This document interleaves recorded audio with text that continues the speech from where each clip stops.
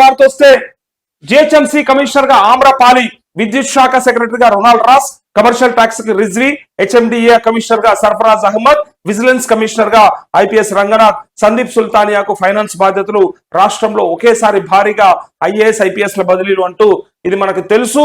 ఏ ప్రభుత్వం అయినా వచ్చిన తర్వాత వాళ్ళకు అనుకూలంగా మార్చుకోవడానికి, అంటే వాళ్ళకు అనుకూలంగా పరిపాలన కొనసాగించడానికి వాళ్ళకి నచ్చిన అధికారులని మార్పులు చేర్పులు చేస్తూ ఉంటారు. అందులో భాగంగానే జిహెచ్ఎంసీ కమిషనర్ గా ఆమ్రపాలిని డిసైడ్ చేసినట్టుగా వార్త ఇది. సో వెలుగుకు వస్తే, వెలుగులో రాజ్యాంగంపై మోదీ అమిత్ షా దాడి, కాంగ్రెస్ నేత రాహుల్ గాంధీ ఫైర్. రాజ్యాంగంపై ప్రధాని నరేంద్ర మోదీ, కేంద్ర హోంమంత్రి అమిత్ షా దాడి చేస్తున్నారని కాంగ్రెస్ అగ్రనేత రాహుల్ గాంధీ ఫైర్ అయ్యారు. ఈ దాడి ఆమోదయోగ్యం కాదన్నారు. ఇకపై ప్రజా సమస్యలకు సమాధానం చెప్పకుండా ప్రధాని తప్పించుకోలేరని తెలిపారు.